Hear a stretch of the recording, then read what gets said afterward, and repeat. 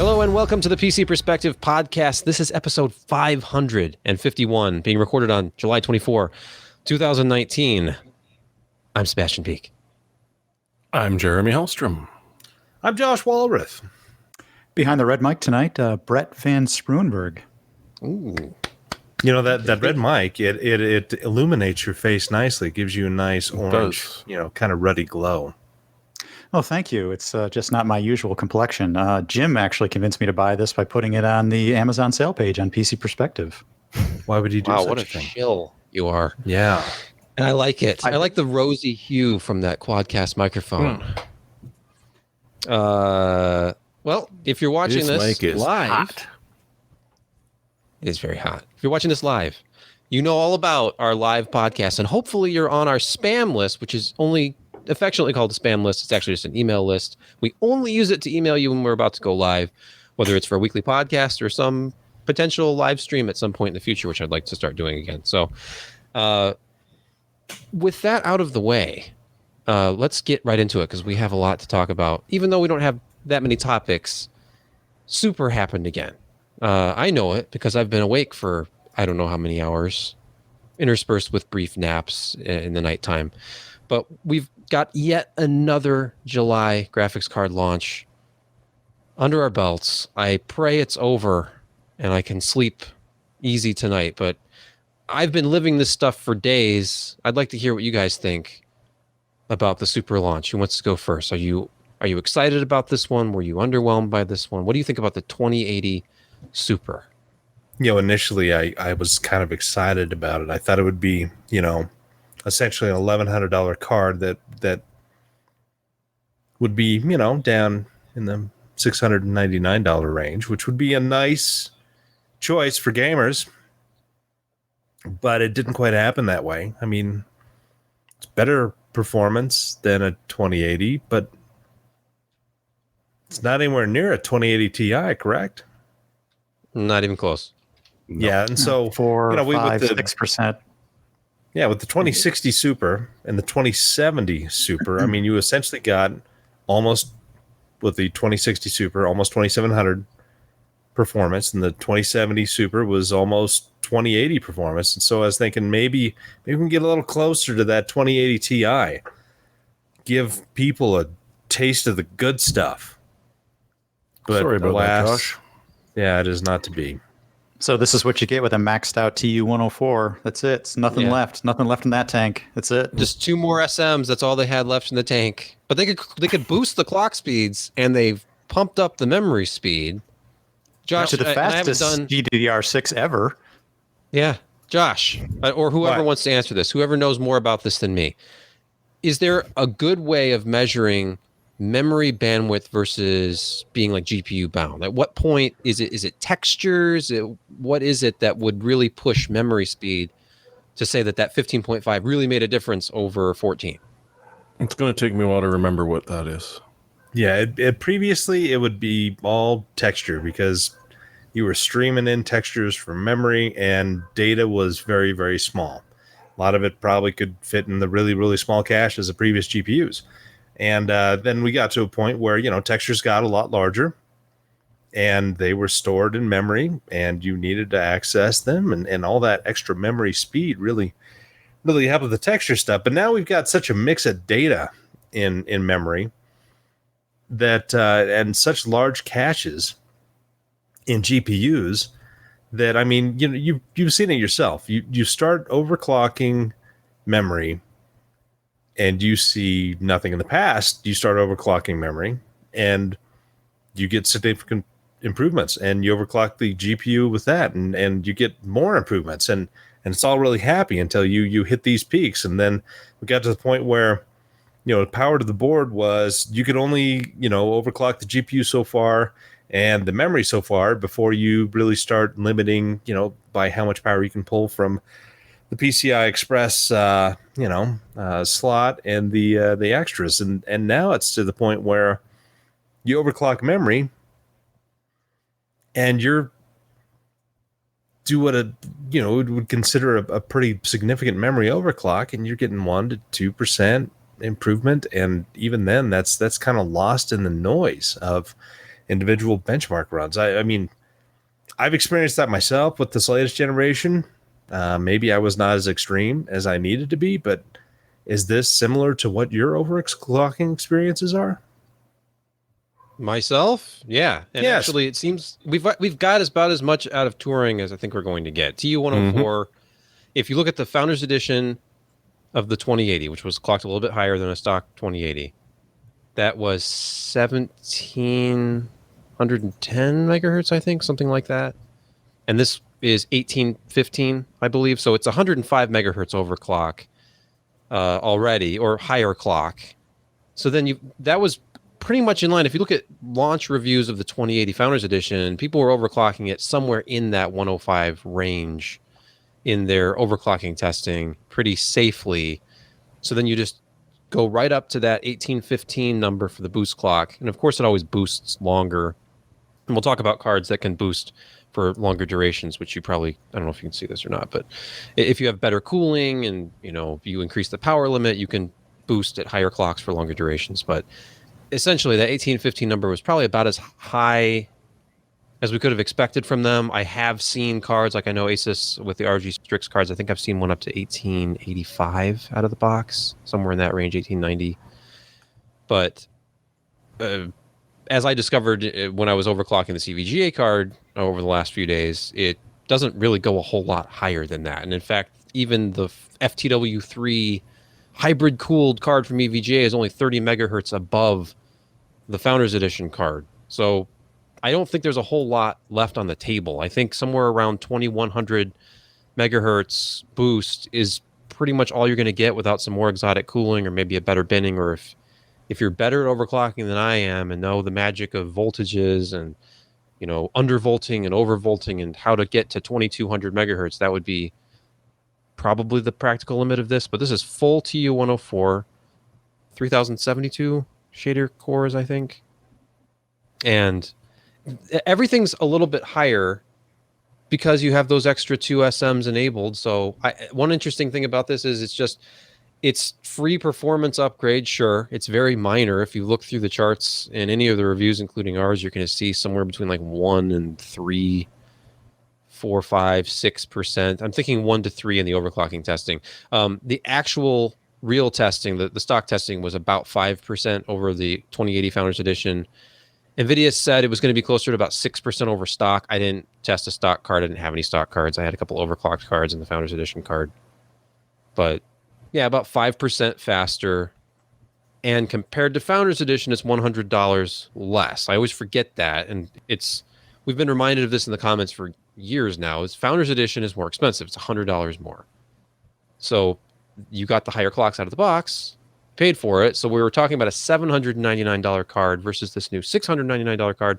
I think one of the big things about this, and maybe this was pressure from AMD, I don't know if you guys have thoughts on this, but with AMD coming out with a pretty fast card with the 5700 XT at $399, Nvidia made this choice to sell Founders Edition cards without the $100 premium. So the 2070 Super, which is a Founders Edition card that I reviewed, you can buy it straight from Nvidia when available for straight up $499. It's not $599. And this new card is $699, not $799.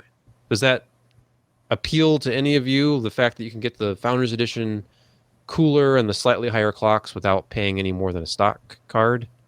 Yeah, that's certainly interesting, and especially the 2070 Super. I mean, that just seems like it's if you're a really kind of higher end enthusiast, it's the card to get. I mean, you're going to be running cooler and less power than the 5700 XT. I've heard some interesting coil whine issues with the 5700 series. Whether or not that's have you experienced that, Sebastian, with your testing? And I literally stand here running most okay, of so my, maybe that's probably just a one-off from a guy. it's it's right there. So yeah, I'm a foot and a half away from it, and I never heard coil whine. I did hear. Yeah. Here's the thing about coil whine: it's not always the GPU. It's sometimes the PSU. I've had that before, where I absolutely could not try. I had a what were those huge overbuilt MSI? The Lightning, the really big overclock. Yeah, I had a Lightning, the R9 20 used a 290X Lightning card, and the worst coil whine I've ever heard in my life. But swapping different cards, I actually heard some of the same sounds. It turns out that the PSU I was using, something about the power delivery to that card and the PSU was screaming. So I got a different PSU, one from Silverstone that had actual, I don't remember what it had in it, like resistors or something on the actual cables. And that was supposed to cut down on coil noise somehow. It was the Strider, like the 1000P. You can check it on their website. There's some spiel about it, but it kind of worked. But in the end, that was still a noisy card. I don't know if it was just the card plus PSU. I use RM1000X. It's a Corsair 1000 watt gold rated power supply. I think a lot of people use that one, and was not particularly noisy. I have had Nvidia cards with some very obvious noise, and I think the 2060 Founders Edition had some noise. It's not that loud. I mean, it was still like 33, 34 decibels at idle, but yeah, I've heard the noise, and I don't think I heard it at all with the Radeon cards, but yeah. But anyway, you know, like the 2060 Super, I think is probably the best buy out of the entire Supers, just because it's at $399. You have overclock stuff out pretty much already. You get the full 8 gigs and 256-bit bus. Because I was running Far Cry 5 on that 2060, the standard 2060, and it's getting close to that. You know how much VRAM is being used, and this, you know, and Far Cry 5 is a year-old high-end title, and so it's having that a little extra room is extremely nice. But yeah, I just don't see the value proposition of the 2080 Super as compared to just a regular RTX 2080. Oh, by the way, I think it's pretty clear that you would not have seen these prices without market pressure. So just answer to the other question. No doubt. Yeah, I kind of agree with that. I was surprised that they didn't go higher. I mean, I would have assumed that the stock prices would have remained the same, but I am a little surprised to see them do Founders Edition with no premium, which also to me says that Founders Edition might be a limited run. Like we saw the 2060 Founders Edition just disappear. Basically now on their website it just like shows like how to buy and shows you different third-party like board partners that have 2060s. There's still a 2070 Founders Edition, the Super, and there's still a 2080 Super Founders Edition that'll be available, but I can't imagine they would want to continue making those long-term without selling them at a premium, or maybe, who knows? If they're selling them direct, I guess they don't really care, but it's interesting to me. But anyhow, we looked at the Founders Edition card. I didn't do any overclocking testing. Like I said, I didn't have really high expectations because I've done a bunch of overclocking with touring over the last 6 or 7 months, and it always seems like you can get like 90 megahertz or something out of it over whatever the default clock is, sometimes a little bit less. I've yet to have a really great OC scanner result. I think the highest one I ever got was in the high 60s, which tells you basically how high you can overclock the core safely after it does a bunch of testing. But the power limit on the very next card that we tested, which was EVGA's hybrid cooled, so it's got an Asetek 120 millimeter liquid cooler on the core, and then it's got your standard blower sort of reference design for the VRMs. Very quiet fan though. It doesn't sound like a blower cooler. And by default, it's very quiet. There's an OC switch on the side of the thing that doesn't actually change the clock speeds, but it changes the fan profile to the aggressive profile, which should encourage some higher boost clocks, longer duration boost clocks. But the thing has a 130 watt power limit. And out of the box has a 30 megahertz overclock. Not big, obviously. But it very quiet, keeps things really, really cool. I mean, we're talking almost a 10 degree drop at load from 72, I think, down to 53 in the same games, same testing. So, not 72 to 53. What am I saying? It was in the, I don't remember what my review says. 59? It was around 10 degrees. It was significant and not really very loud. At standard profile, I mean, I got 34.5 decibels out of it at idle, and that's mostly pump noise. And that is with I had a tripod here, and with my sound pressure meter pointed, this sound pressure meter pointed directly at the pump from 12 inches away, I was getting 34.5 decibels in the completely silent room. So you could hear the pump, just that very slight kind of pump noise. It's a little bit higher pitch noise than a fan. But once the fan spooled up, or even when my CPU cooler fan was spooled up, I couldn't hear the pump anymore. And the loudest I ever got this thing was like just under 39 decibels. And that was when I had an aggressive fan profile set. So very, very quiet, very low temperatures. So what can that do? Like, is there overclocking headroom? And really not that much. My plus 90 megahertz overclock over the 30. So a grand total of 120 megahertz overclock. Provided me with 1 to 3% higher frame rates. I mean, you can throw Assassin's Creed Odyssey out of the mix. If you're watching the video, you can see that's up on the screen. That's the worst game to test for consistency. I do way more than 3 runs averaged on that one because character models seem to be all over the place, where they are, when they're going to be, how close to the camera they're going to be when you start the run, if you're using the built-in benchmark, which is supposed to be the really consistent, repeatable benchmark, which is why I favor those, especially for CPU testing. But that one's kind of out. Little to no change there, overclocked. Highest I ever saw was like 72 frames per second out of that one. So not approaching a 2080 Ti at all. Far Cry 5 is a much more consistent benchmark. That one, again, just a couple percentage points faster than the stock 2080 Super. You're still not coming close to a 2080 Ti. That was a disappointing thing to me about this. I thought, and traditionally with Nvidia cards, and I've been doing this back since I think I got started buying and trying to overclock my own cards in the 500 series, so not that long ago. But I got a 560 Ti and tried to turn it into a 570, and actually pretty much did. If I overclocked the core high enough, overclocked the memory, they had that kind of in between card, the 448 core version of it. Now it was easy to reach 570 levels. You could almost get to 580 levels with a really highly overclocked 570, and it's just always been that way. And in this era, the 20 series Ti is so much faster, has so many more CUDA cores from TU102 that it's just no contest. And you can take the full TU104 and overclock it 120 megahertz total and still fall way short of a 2080 Ti. And I don't relish the fact that the 2080 Ti is still $500 more expensive for the Founders Edition than the 2080 is. But I mean, if you want the absolute fastest single card, you certainly are paying for it. I would love to see it at like $799, $899, because it's definitely $200 faster. I don't know if it's $500 faster. What's the price bump on the EVGA hybrid over the reference? At launch, it's $70. So they're selling it for $769 on their website on evga.com. It's a $50 instant rebate. I don't know if that's going to translate to the other retailers when they get it in stock. The MSRP on it is $809. If you wanted to buy one of their hybrid cooling kits for the FTW cards, which are not a standard PCB, this is a custom PCB. It's very large. It's a more than an inch taller than a standard PCB. And to get an FTW 3 compatible kit, I think they're $166 on Newegg when I looked this morning.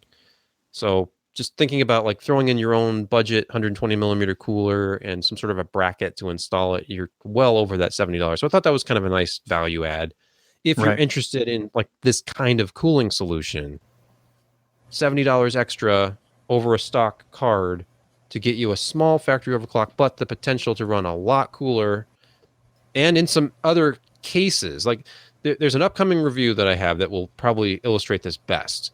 Silverstone has sent over one of their mostly glass enclosures, and we saw some stuff at Computex, like the LDO3 was announced. I have an LDO1, which are like these glass boxes basically, and you would never want to put like a 2080 Ti or maybe even an overclocked 2080 in these things unless you had just amazing. I don't even know, like not with the front glass panel. You don't want to hot box your card. So something like this might be interesting because then you can put a more powerful GPU in a smaller enclosure that doesn't have great airflow.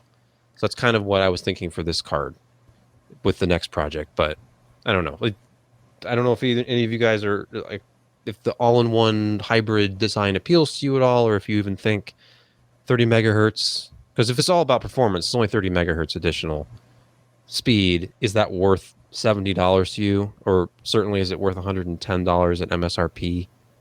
Nah. Yeah. I like water cooling. I mean, Okay. that's cool. But That's cool. You couldn't really buy a block and put this underwater for $110, probably. Right. No. Blocks usually No. start at like 130, 140. Yeah. If you're going to So- water cool, you have to pay for it. I mean, we know this. And so, yeah, if you want to stick with a water cooled system with all in one on your CPU and one on your GPU, and you know, it's you pay for that, and there's many people that are willing to. I just don't happen to count myself among them. Yeah, and it's not a huge bump in price. No. I mean, if you're paying it's $700 for a GPU, then another 70 is, it's 10%. Yeah. It's not a huge increase in the overall cost, especially if you're already looking in that price range. And it has some cooling and quiet capabilities that a regular GPU will not have, and it's something that's kind of neat. The only issue that I have is all-in-one coolers are, they have a lifespan. I mean, sure, it's like, a 5-year lifespan, but it's there nonetheless. And as we are slowing down with GPU releases, seemingly, there's more of a chance you're going to pass that off to somebody else that you know. And I would be curious what the lifetime, the lifespan of that cooling system is with this particular card. But who knows? Yeah. In 5 years, I mean, boy, I'm thinking back 5 years ago what we had for products, and it was all in the the 900 series. I think so. Yeah, the 700, 900 series. I still have 700 cards hanging around here that were in use until recently. I don't know. It's tough to say, but one thing I did want to mention, and talking about modern GPUs, is both AMD and Nvidia have put hardware in there that allows them to clock up consistently into boost clocks and really regulate voltage internally, monitor how things are going. And so even when you overclock it, so as you've probably seen yourself, you do a voltage offset, you increase the voltage, and then you do a clock, a base clock offset, and that pops it up.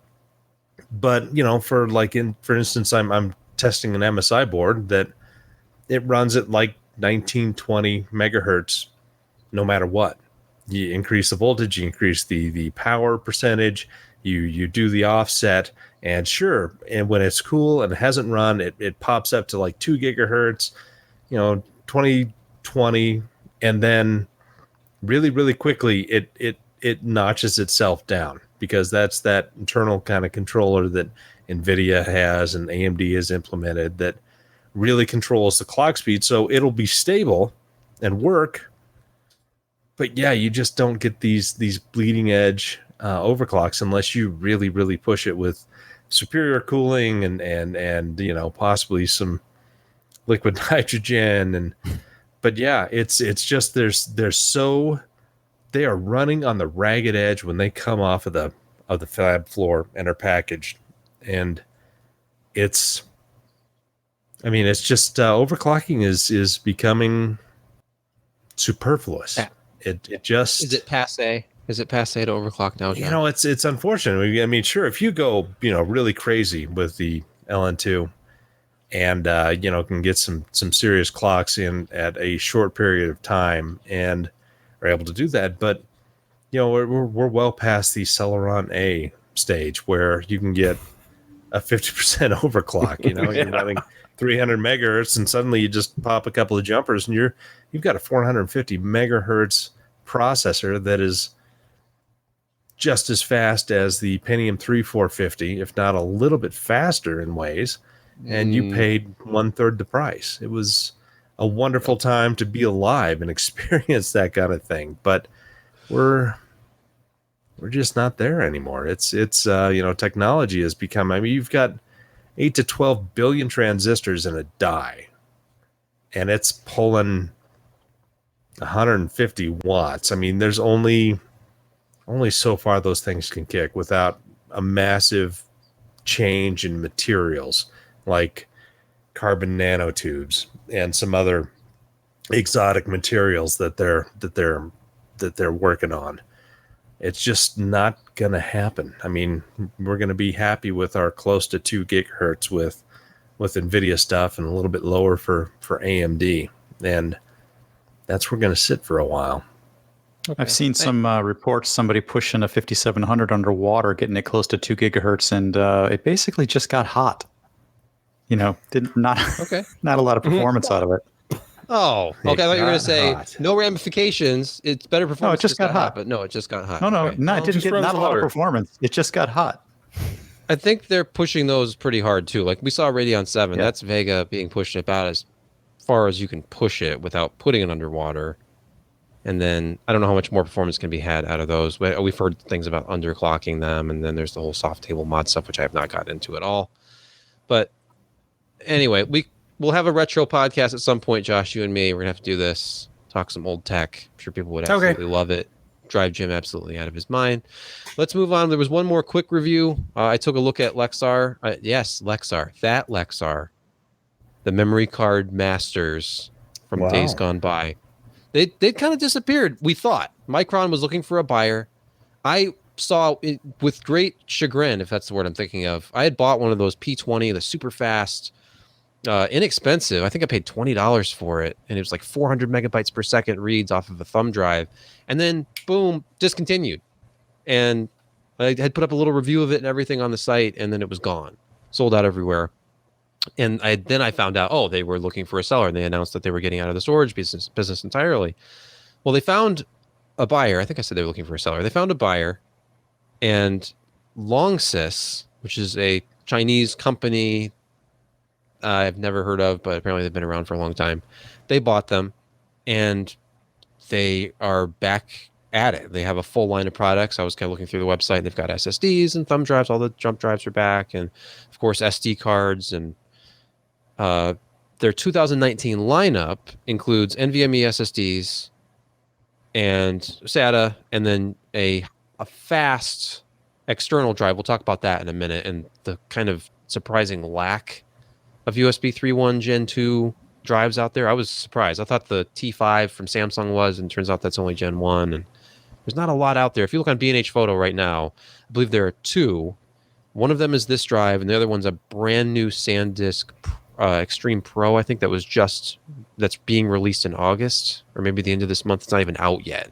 So this is one of the only Gen 2 drives out there, unless you make one yourself with an enclosure like that Oracle enclosure I reviewed a short time ago. But anyway, I know, Josh, we've all been kind of like talking. There's some chatter on Twitter today, if you follow any of us, about storage and some of these inexpensive drives like you were talking about last week that have TLC storage and aren't a whole lot more expensive than a 660p. And this is another example of that. And it's very similar. It's a SM2263XT controller. It's one of those DRAM-less designs using 3D TLC NAND. And it's rated at 2100 megabytes per second reads, 1600 writes. Those are sequential numbers, like high Q-depth sequential numbers. So, I mean... So they would essentially match the 660p's in overall performance, for the most part, except they probably wouldn't have the QLC issues, when they're getting pretty full. Yeah. Well, balance that with a no cache, though. Right. Yeah, you do run into... sequential was okay. I mean, if you look at the numbers, and I just did some quick benchmarks, I'm just trying to get a baseline for these drives. I'm no Malventano or anything. But if you look at the results from just default test results from Crystal Disk Mark, ASSSD, Atto, and then I reran Atto at QD1 just to see what some of the lower transfer sizes were actually doing. And there's a drop, but I mean, this is not a bad performing drive. Like it hit almost its rated speed at QD32. It was at like 2077, 2078, somewhere in there of its 2100. And then it was a little bit faster on writes. And this is actually on this system behind me. This is a Ryzen 9 3900X on a X570 board. It's the Asus ROG Crosshair 8 Hero Wi-Fi motherboard. So getting some a feel of like NVMe performance on that drive. Of course, I don't have my PCIe 4 drive in there yet, but it was fine. I mean, if you look at some of the numbers I was looking at Alan's review of some of the older SSDs, like this is pretty similar actually to a newer drive, the Corsair P1. Sort of similar numbers. It's lower than some, it's higher than others, definitely higher than some of the QLC drives that are available. So, I mean, if you're looking at like a DRAM-less, inexpensive drive, and this drive I believe is selling for about $65 right now for this 480 gigabyte capacity. It's not bad. I mean, I think the Intel drive is 55 to 60. Yeah. So That's so inexpensive. It just boggles the mind. I remember buying, a 480 gig, BPX, not the BPX Pro, but the BPX, and it was, this is a $220 drive at the time, and now we're 1/3 that, and it makes me sad. Real quick, let's go to the next drive. Don't get sad. Don't get sad. It's a good thing. Hey, by the way, as part of your website review process, I think maybe your pricing drop down might not be correct at the top of the page. Yeah, we want to take a look at that. Tagging me again. Oh no, that's the placeholder. It's like I think that's a Scythe cooler placeholder. Yes. All right, I will fix that. I will fix that. I didn't do that. Okay. Yep. Your citation is in the mail. All right, I fail again. Jim wouldn't have shamed me on the podcast like this, Brett. Yeah, he would have. He probably would have. We could ask him, but he's not gonna. Yeah, it's fine. I'm not gonna bother him about this. But look at the next drive, just to see the internals of it, because this is hilarious to me. Open up the shell of this. I think it's the LS200 SATA drive. Look at that thing in there. It's ridiculous. No way. That's all it's in there. It's mostly an empty shell. A lot of negative space. What would Alan say? Architecturally speaking, that's very aesthetically pleasing. Is it? Okay. Sure, why not? Let me guess, you're getting a free caddy with it. It's a SATA drive with a free caddy. So it's 2.5-inch bay. Why didn't they make it double-ended? They could put a whole other SSD in the back end. Think about it. Dual booting the old-fashioned way, 2 drives in one. All right, I'll email them about this. Or really, what I need to do is ask them for a second one, so I can just Dremel the other side and put a connector on both ends of it. Exactly. That's awesome. Grade 0 in a can. NVIDIA on one side, AMD on the other, 1 SSD, 2 GPU test benches. Problem solved. There's a patent in there. You should get on that. I think so. But what's interesting is if you look on the other side of this, where you can see the controller, this is pretty much the same thing as a Crucial MX500. It's Crucial MX500. Mm-hmm. So the SM2258H controller, you've got some SK Hynix RAM in there. It's a 512 megabyte module. And then the Lexar memory, from what I was looking up online from the numbers, is actually just like Micron. It's 3D TLC NAND. So performance, you would expect it to be somewhere around the MX500 because it's pretty much the same internals. And writes came up short in my brief testing of what they'd advertised, which was up to 510 megabytes per second. This is the 480 megabyte or gigabyte version again, just like the NVMe drive. They have a smaller and a larger, so it sits right in the middle. And performance was fine. I mean, it's a SATA drive, and at this point, most of them can pretty much saturate the SATA 6 gigabit bus. And it's not going to be as fast as the fastest like Samsung Evo or Pro drive, but you're not going to be paying that price, right? It's inexpensive. I mean, we're not 10 cents a gigabyte for these smaller drives yet, which would be great. I'd love to be able to say this is $48. I believe it was $53 when I checked, so it's close. Boy, what an inexpensive upgrade to an older machine. You got an older laptop that has a 250 gig spinning Rust drive, and an instant upgrade that makes it feel so much snappier. For how much? $55? Yeah, it was less than it was 53 something. So Jeez. Do they ship with cloning software like most of them do? I would assume. I should probably look in the Don't box think so. to see if there's a code in there. I didn't see one. I think Crucial does, like the Acronis stuff. Crucial does, Samsung does. I think all of them pretty much do. Just download CloneZilla. Just get it. You're like Yeah, open fair source enough. stuff. Fine. Or Anyway. Partition Magic, Partition Wizard. No. That's another Yeah, good one. Partition Wizard. Easy, cheap, If you can find free. it still. I will Yeah, freely well, admit on you this can. podcast that I have the desire to buy an old box copy of Partition Magic, and Boot Magic. I think it came with Partition Magic 5 though, maybe 4 and 5. I don't remember. To put next to your WinRAR box? That's right. Well, actually, I don't have that either.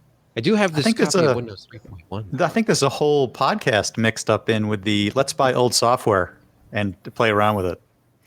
You know, every time I think I need all this old software, I'll watch an LGR video, like when he recently toured this ridiculous computer warehouse in Texas, and I'm like, this is so much more than I will ever have that there's no point. Like when I see him tour his own library of big box games, I'm like, he has all the games. He has like the best condition of the games. He only buys stuff if it's like a really nice box. He'll let somebody else buy something at a Goodwill unless it's absolutely pristine and he doesn't have it. Like, you know what? I should be more like that. I shouldn't just buy this because I found it on eBay for $28. I should leave it alone. Because you know what? The box is a little crushed on the side.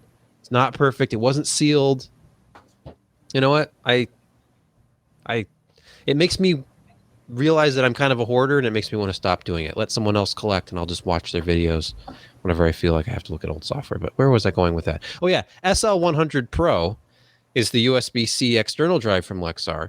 And this is interesting because I was unaware of the fact that even now, in the end of July 2019, there are very few, as in almost no, USB 3.1 Gen 2 Type-C external SSDs on the market that actually run above 540 megabytes per second, that are actually true Gen 2 drives.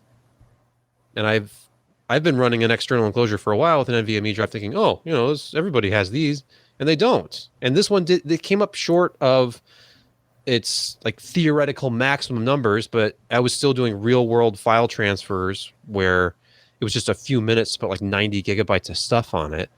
Plenty fast enough for moving large libraries like Lightroom libraries and doing backups and stuff like that. And, you know, Windows caching was at play when I was doing some file transfer tests, and I was trying to remember all of what Alan has taught me over the years, and forgetting almost everything, of course, but trying to get rid of all of the Windows caching and fill up the memory. And still, every time I would do a file transfer to this thing, it would go at like 1.4 gigabytes per second for a few seconds, and then it would drop down to like 700. It would go like half speed, but it would consistently be 700 for the rest of the transfer. So I don't know what's going on, if there's like internal caching, if this has DRAM. I did not tear it apart. I was looking for a way to open it, and I figured that I would actually have to break the plastic trim to get it open, so I just said forget it. But it's quite nice. Pricing has been fluctuating a lot on it. I thought I saw this down in the 120s. It was selling for 143 when we published a couple days ago. So that's not super cheap, but if you look at the competition, the only other drive I could find was from SanDisk. It was an Extreme Pro that was rated at about 1,000 megabytes a second, and that was 189. So I was looking at the 500 gigabyte version. Lexar had sent over kind of the middle size for everything. It was all 480, 480, 500. So for less than $150, if you want something that's the size of a Samsung T5, so we're talking smaller footprint than a credit card, less than half an inch thick, easy to throw in your bag, as long as you remember to take one of the little dongles along with it. It'll plug in with any USB Type-C cable. It also came with a Type A. Is that Type A? Type A, and then, yeah, the larger... The thing that plugs into your printer is Type B, right? And then Type A is the standard connector, and then Type C is the new smaller connector. I feel like I'm alone here. Is there anybody else on this podcast with me? Okay, sure. yes, thank you. Hello. We're all still awake. We're talking about dongles, and let's move on to the next story. You know what the best who part would about your abuse this shirt is? What? That is essentially from the AT power generation. Yes, if you haven't noticed, the shirt that I'm wearing this week is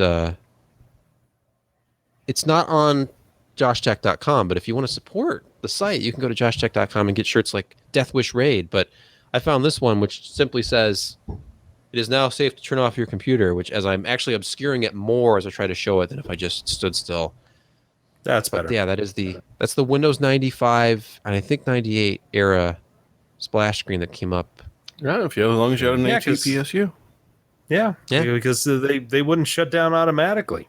You had to log out of the computer and then physically hit a switch to turn it off. It was mind-boggling at the time. Did they still have that big red paddle switch, or was that XT or AT? Is it? I bet you could get some ATs, but they were mostly era? XT. That's what I thought. Yeah. Is 386 XT era or is that AT? Pretty sure it was XT, at least mine was. Clack. Okay. Yeah, giant red toggle switch. That's when you knew you were Right computing. over here, I have a IBM clone from a vendor called Polysys, I think. Poly Systems, which has the giant red toggle on it. I know that the IBM PS2s had the big red toggle, but yeah, it's very satisfying to switch that thing on and off. Oh, absolutely. Yeah, and then of course the vanity shot of my Lexar 256 megabyte compact flash card that I have laying around here.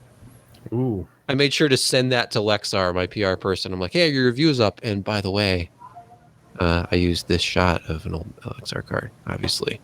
Just That is the picture. That is the photographic equivalent of a radio voice. Yeah. And I got that card, or I keep that card because it, speaking of old computers, you can use those as old computer ID hard drives with an adapter. But enough about that nonsense. Let's move on to some news stories really quick. Let's breeze through. I promised this would only be a 45-minute podcast. It's already been 57 minutes. And Jeremy, you posted up some news about... No, wait, Tim posted this. 855 plus. I think the Asus ROG phone that was just announced is going to be the first one to use the plus, but it's the new hotness from Qualcomm Plus. So this is like one of those speed-enhanced A76 based processor with A55 cores as well. It's what are they doing with the graphics? It's just a power tweak. It's a power tweak. It's power and clock. It's nothing new with the silicon. It's probably just more mature silicon on the process that they're using, and they can bend it a little bit better. I mean, it's pretty fast for a cell phone SoC, but it's it's nothing new. But hey, we like speed bumps because remember back in the day when Intel and AMD would actually do speed bumps on CPUs throughout like a year or 2 years until they released their next generation stuff, instead of just saying, okay, this is all it at the beginning and then it doesn't change for 2 years. Well, yeah. Qualcomm's taking up that lead. So if Asus has it, the phone, I have not held one of these things. The ROG Phone 2, which is not out yet, it looks like it's a little bit deeper chassis. I wonder if they're doing something more with cooling to hit those. Like if you want a game on it, you're going to want higher sustained clocks, and you're going to have to manage thermals better than the. They got 120 hertz OLED OLED. Yeah, that's kind of ludicrous for a phone. I mean, it's design wise, that's a big jump up for Asus. I mean, their previous phones have done okay, and they've been kind of popular in certain areas, but they haven't really matched what the big guys have done. But is that a headphone jack, or is that where you plug in the radiator? It's water cooled. One more up. No, it comes with there you go. It comes with a detachable 40 millimeter Asetek AIO, which I found convenient. You hang it around your neck on a chain. It's fine. It works fine. Let's move on. Flavor Flav phone. Yes. Our own Sebastian Peak wrote up news about the ASRock custom RX 5700 series graphics cards. They're factory overclocked. They have custom coolers that aren't blowers. Guys, are these the first RX 5700 coolers that don't blow? I'm sorry, I was going to say cards. I screwed that up. I really hope so.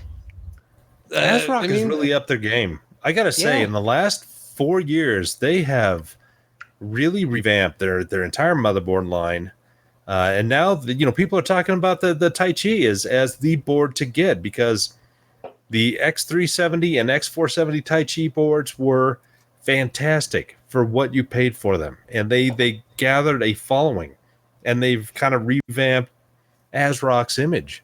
And some of their other stuff is, on the Intel side as well. I mean, it's all part and parcel of what they're doing.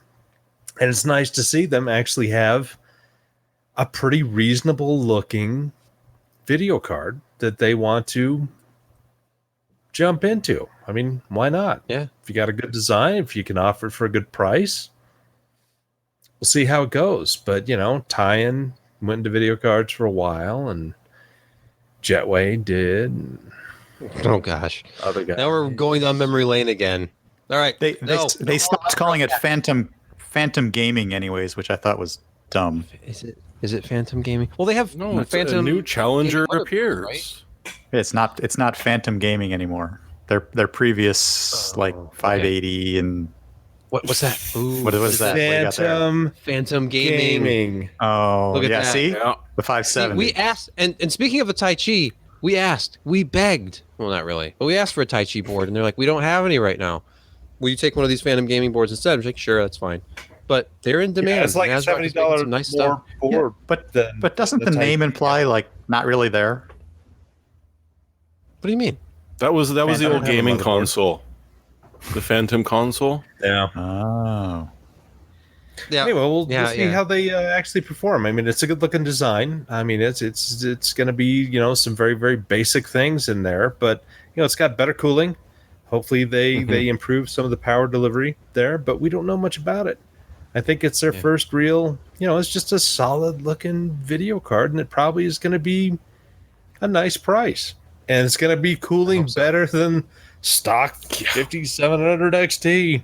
Indeed. Yes. Looks a wee bit and heavy. It's not a but- blower, which will make people happy. Yeah, with the back plate, it's aluminum back plate, so it won't add a lot of weight, but still. Oh, okay. It looks heavy, All but right. it doesn't necessarily mean it is. Moving along. I think finally do we have a Jeremy post here? No, another Tim post. What the heck is going on? Jeremy, did you Other take the week people off? and me work here. I don't believe it. All right. I'm sorry. No offense. Tim, you've been very productive lately. I didn't mean that as a slight whatsoever towards you. He's going to take Corsair. vengeance on you. Oh, good one. I have nothing to say to that. Okay, short story. Patrick Norton, who hosts a podcast with me called This Week in Computer Hardware, he sent me a message. He's like, where are all the 32 gigabyte DIMMs? And I don't know if you know this, but Patrick has this potentially irrational desire to put everything into the smallest possible enclosure you've ever seen. So he's been scouring the interwebs for a 3900X, which he somehow wants to put inside of an enclosure that only allows, I think, up to a 40 millimeter CPU cooler height. So I keep telling him, get a 3700X. It's only 65 watts. You can put one of those tiny coolers on it. It'll be okay. But while he makes up his mind about that, he is looking for 32 gigabyte DIMMs. And he's like, is anybody making these? There's like a G-Skill one, but they want like all this money for it. So Corsair, they've got some new Vengeance LPX 32 gigabyte DIMMs coming. So if you're into mini ITX and only get 2 memory slots, but still want 64 gigabytes of RAM to make your massive workstation that fits inside of a shoebox, this starts to make sense. Or if you just, want all the memory anyway, most motherboards only have 4 memory slots until you get into the high-end desktop stuff. So I am curious, is there any news about pricing? Yes, pricing is on here. $149.99 for a 32 gigabyte DIMM is not bad. That's for 2400. Let's see. What's the highest clock? Looks like it only goes to 2666, so not super high clocks on these. What do you think? Is 149 to 155 for a 32 gigabyte DIMM? That is dense memory. That's really good, because if you think about the dual, 2x16, they're now hitting prices for 2400 stuff about 110. So you can pack a lot of 32 gig DIMMs into a Threadripper or whatever you want to do. I mean, yeah, you've got a desktop board and you got 128 gigs of memory on there if you want for less than $500. That's awesome. I like dense memory, and I cannot lie. What else do we have on the list? Okay, so there's been some talk about this, and MSI has some new boards, and they're new AM4 boards, but they're not necessarily the newest chipset, and there's a reason for this. You know a little bit about this, guys. Something about BIOS capacity limitations and supporting 3000 series and 2000 series without cutting out the UEFI stuff. Max board. Yeah.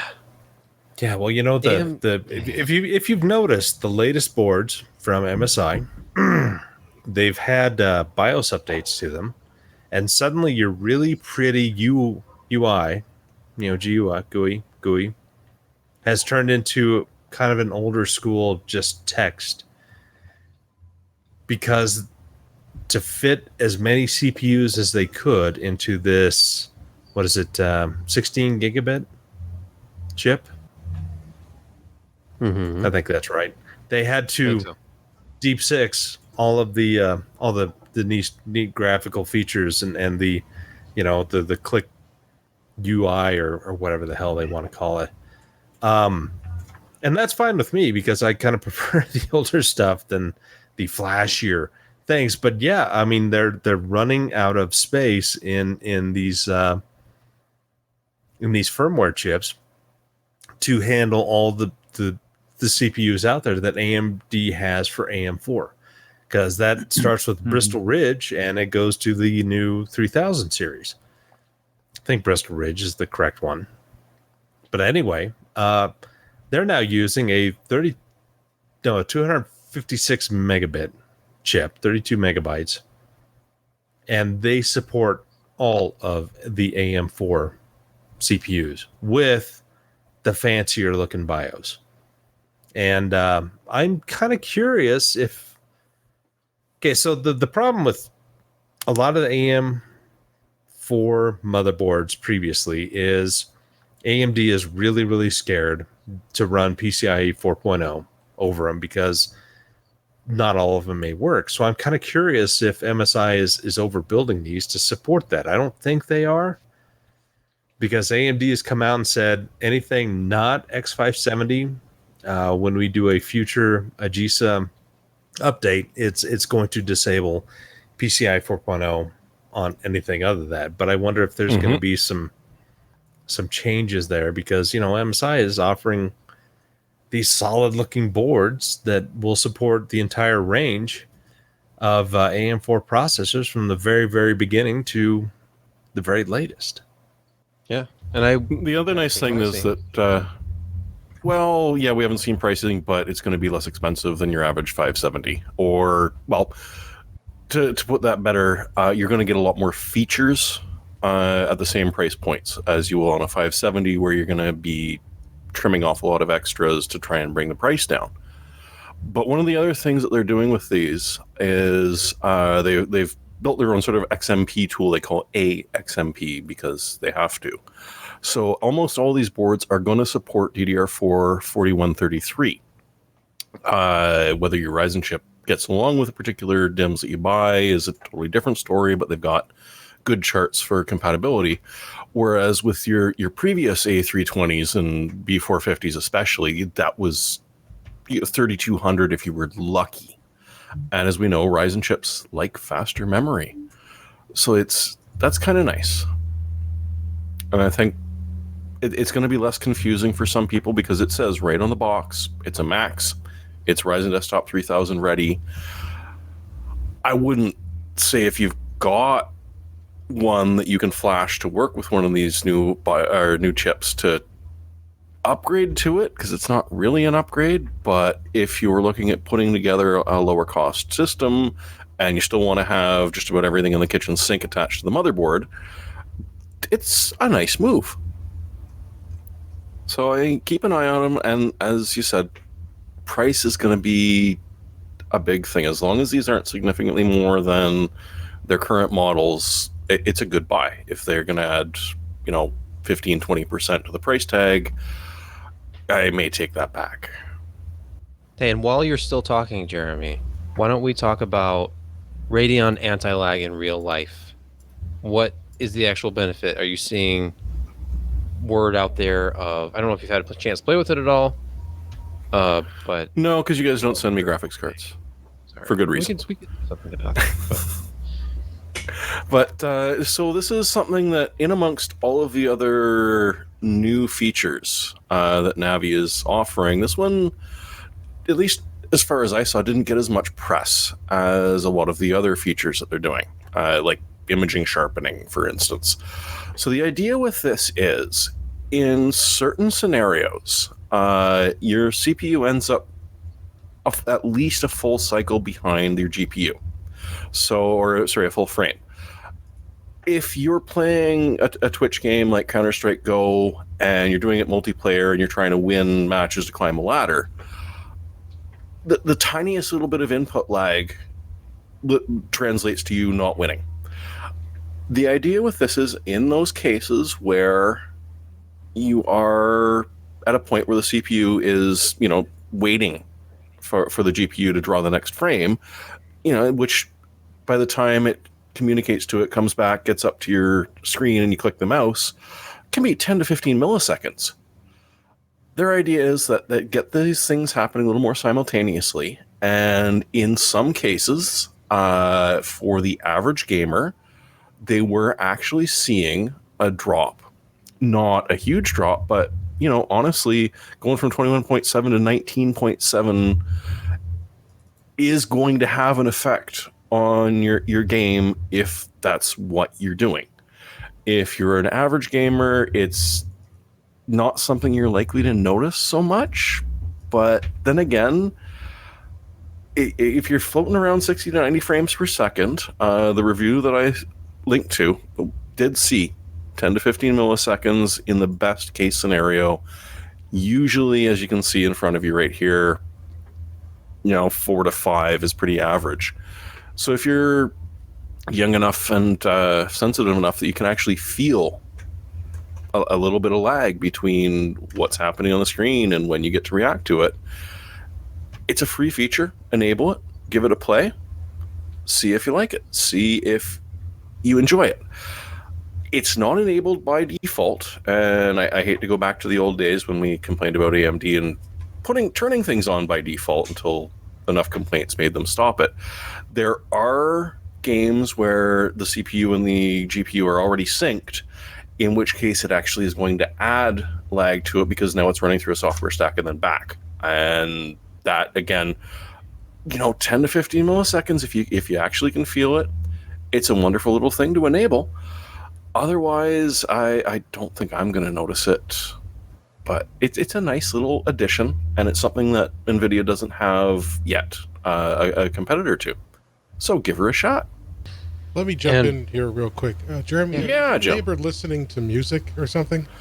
So my neighbor's son has just moved in today because he got kicked out of his mom's place and he needs to find a job and live with dad. So apparently they're having a bit of a party up there. Okay, I'm hearing that low rumble like you hear when you're drunk at a party in the back. I'm pretty sure he's showing off his sound bar right now. Cool. Okay, just making sure I'm not going crazy. Awesome. No, it's going to be an interesting couple. Good Lord, showing off your sound bar. Could you be any worse of a person? Dude, listen to how good this sound bar sounds when I really turn up the bass. Yeah. And honestly, he's got the bass on it cranked up so badly. A bit lame. The good news is my sound system can kick his to death. And it's old, ancient, giant box speakers. That's better this morning. 3 a.m. That's better than stock car audio speakers. I grew up in an area and still live fairly nearby where driving around in your car with your sub going in the back is like the coolest thing you can ever do. And that's apparently what everybody thinks because there's ridiculous, volume of bass of music I would never personally choose to listen to. But when the guys go by with stock sound systems and their windows rolled down and they have the volume all the way up and it's distorting horribly and there's no perceptible bass whatsoever, it is less impressive, I have decided. Yeah, rural Okay, Ontario was something. A guy, because the Volkswagen Bug had the engine in the front, replaced the entire back with speakers. He blew his old windows out numerous times because that's not what you do in a VW Bug, but it was amusing. I thought the Bug had the engine in the back. Yes. What did he have then? Under the front, he had a sound system? Wow. Okay, Jeremy, you also wrote up news of what to me seems insane. Is there any validity to the rumor that Apple and Qualcomm, like not Apple and Qualcomm, but like Apple could be purchasing rights to Intel's 5G patents? Like, are they going to buy the 5G patents after Intel could not produce a working 5G part by some accounts, if you read semi-accurate? Or is it that... I'm pretty sure Apple used some of the Intel modems in their last batch of phones. Right, but they weren't 5G. And may have downclocked the other ones so that they didn't show off how much better they were. That is correct. They did actually do that. Now, this is my favorite bloody soap opera for the last, ever since Oracle gave up on suing the entire world and their dogs. The Qualcomm Apple thing has just been wonderful to watch, and especially when they start knocking it up, it's like, yeah, $30 billion worth of penalties. Like, are you kidding me? This is insanity. And they're still doing it with straight faces and are completely arguing. And then all of a sudden, one day, just sort of, you know what? That's it. We're calling it a draw. Qualcomm, we're not suing anything, and you guys, you can keep charging us the license fees that we've been screaming about for the last decade or so. And as I'm sitting there blown away as this happens, it was not 4 hours later that Intel announced, yep, that's it. We're out of the 5G biz. We're just not going to screw around with cell modems anymore. And it's just, what in the hell is going on here?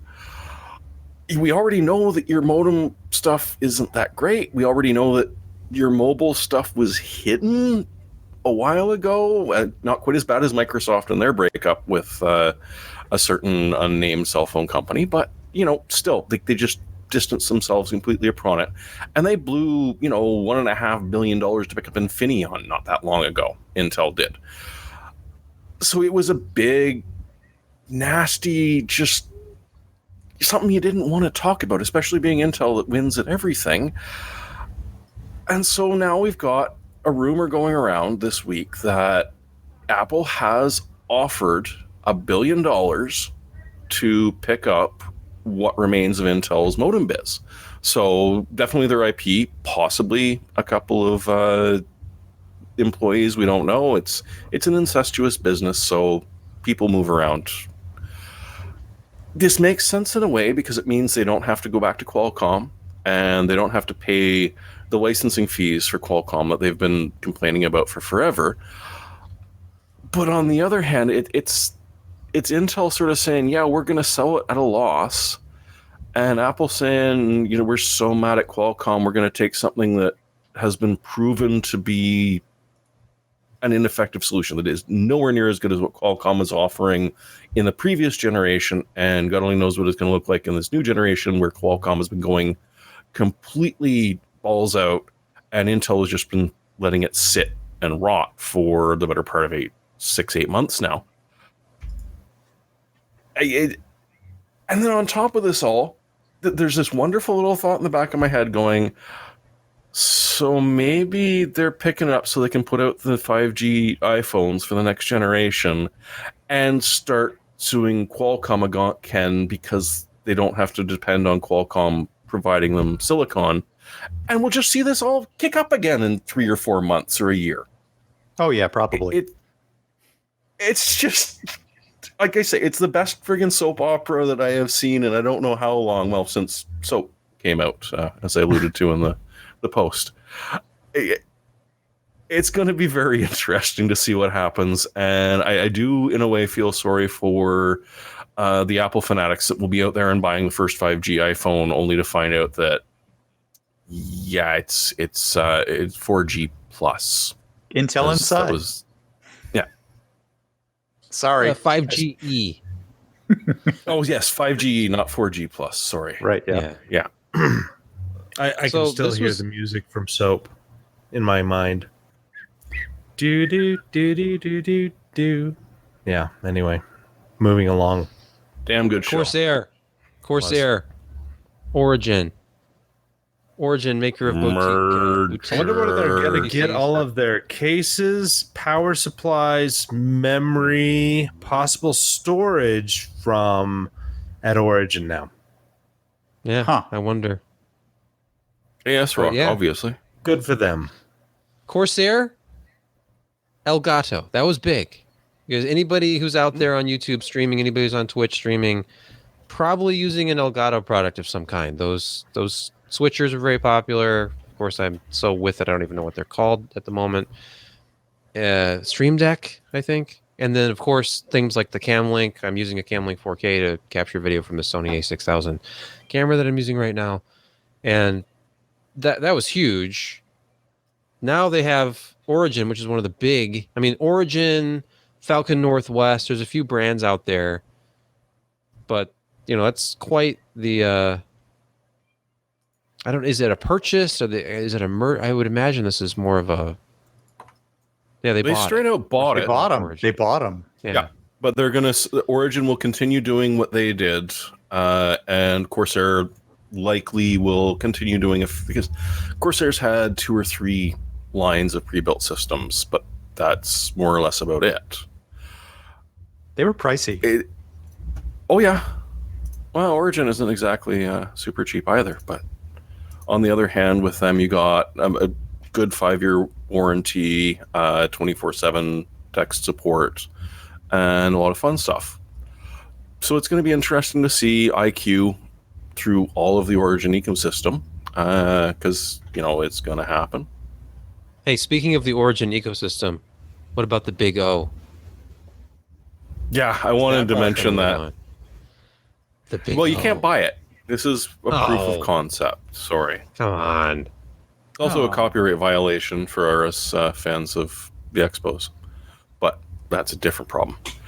So yeah, Origin stuck a PS4, an Xbox One X, a Nintendo Switch, and a gaming PC in a single enclosure because they could. I like the slot for the Switch on the front. That's hilarious. Yeah. So Origin Well, knows what they're doing. Yeah. Corsair making some big moves. I mean, the same This thing is with a big Elgato. move. They bought Elgato and they said they're still going to be running their own things, doing Elgato stuff. We just own them now, and the same thing with Origin now. So pretty soon, everything will be owned by Corsair. I assume. And They doubled still their keep order for you and a CPU. So Yeah. Hey, let's get to our picks of the week, since we're at the about an hour and 20-minute mark at this point. yeah, Who please. wants to go first? Jeremy, you're first on the list. You have a pick? Hooray! This is something I stumbled across that kind of friggin' amused me, because anyone who's thought about doing 10 gigabit networking at home and has looked at the price of a Switch has probably had to buy new pants. It's just what it is. So this is not the prettiest solution, but it's effective.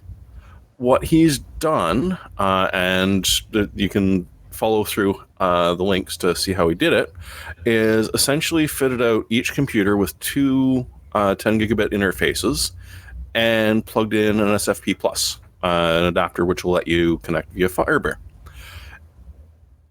At $120 total, bought off of eBay for the 6 connectors that he needs and the fiber between it, he is now running full 10 gigabit Ethernet and just happily transferring stuff. He's got a NAS at home.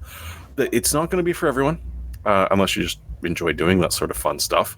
But if you are running a NAS and you've started to notice that, Cat 6 just ain't doing it for you, and you're not willing to be dropping $600-700 on a Switch. Couple of used 10 gigabit Ethernet cards, a couple of SSP cords or wires and interfaces, and away you go. Crazy. I mean, it's beyond me completely. But it's an interesting concept. What do you think about the 2.5G and 5G?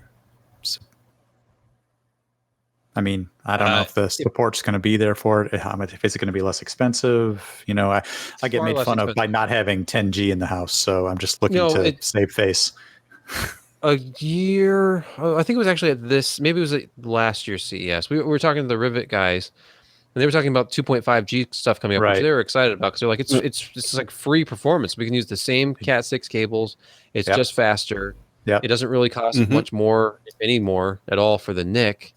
So it's just a way to give you like 2.5x the speed. And obviously the switches would be less expensive if they're not having to invest in new hardware, if they just have to be like ratified to work at the higher data throughput rate. So I mean, I don't know where all the 2.5 and 5G switches are. I haven't done That's any it exactly. Yeah, exactly. But there are NICs out there on I got a motherboard that has 2.5G that I'm ready to test on my 1G network. I don't want to pay $500 for a switch right now. Nobody find it that. painful to transfer at gigabit these days. Because think about it, the theoretical max, like the most I've ever gotten out of that, you're somewhere in like the 110 megabyte per second range. Yeah. Yeah, 125 if you're lucky. 110. Yeah.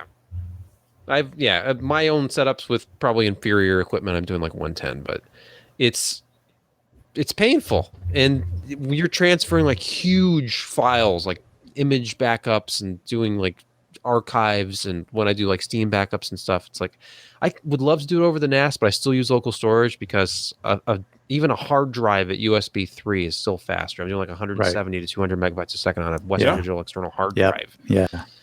So I would love a 2.5G switch right now, and then wire it all up and get 2.5x the speeds. That would be fantastic. But I'm just wondering what the holdup is. This you could actually do today. Or, as soon as it arrives from eBay. Interesting. All right, Josh. Me. There are many places around the web that the R9 3700 hex has sold out. Well, oddly enough, Amazon finally got their shipments in, and it's at MSRP. You can get the Ryzen 7 3700X, which is probably the best overall price performance of the lineup if you're willing to pay that much. I mean, I like the 2600, the 3600X and the 3600 plain. Those are both fantastic parts, but if you want, I think this is the better one than the 3800X, which doesn't net you all that much more performance.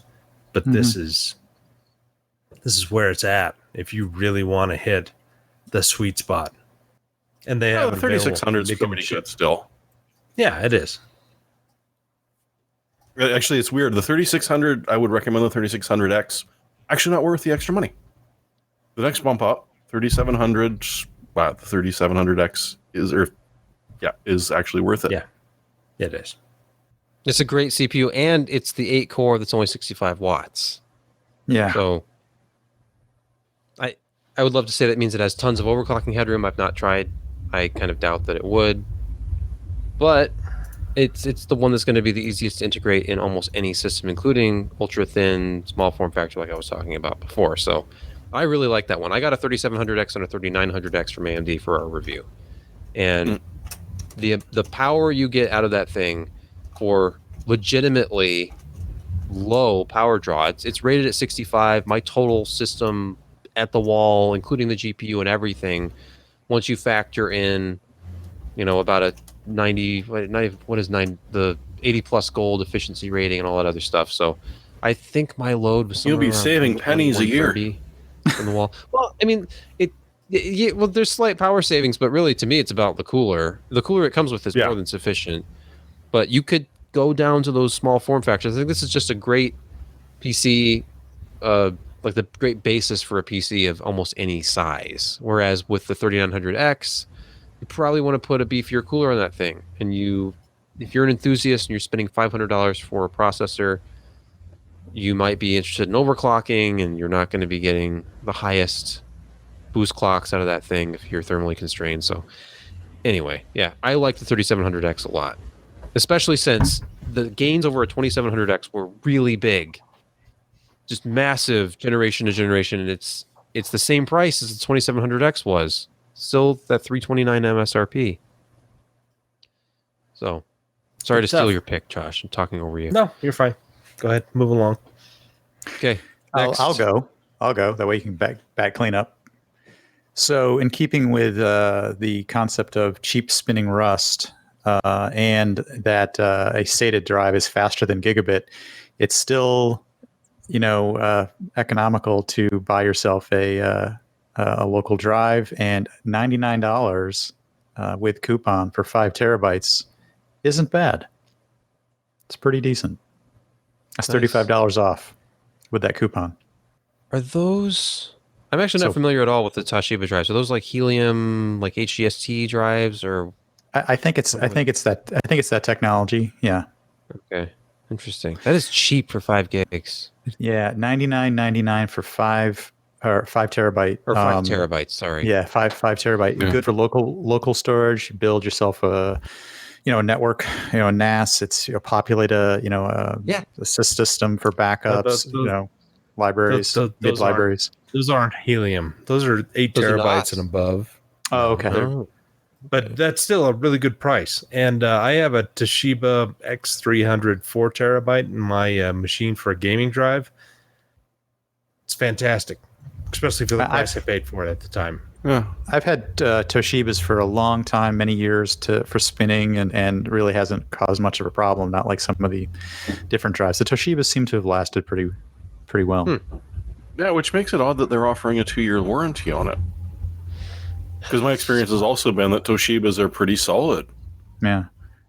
Did they list the MTBF on there? I didn't see it. No, I just saw the includes Toshiba 2-year limited warranty. I'm looking it up. Well, the excitement of looking things up.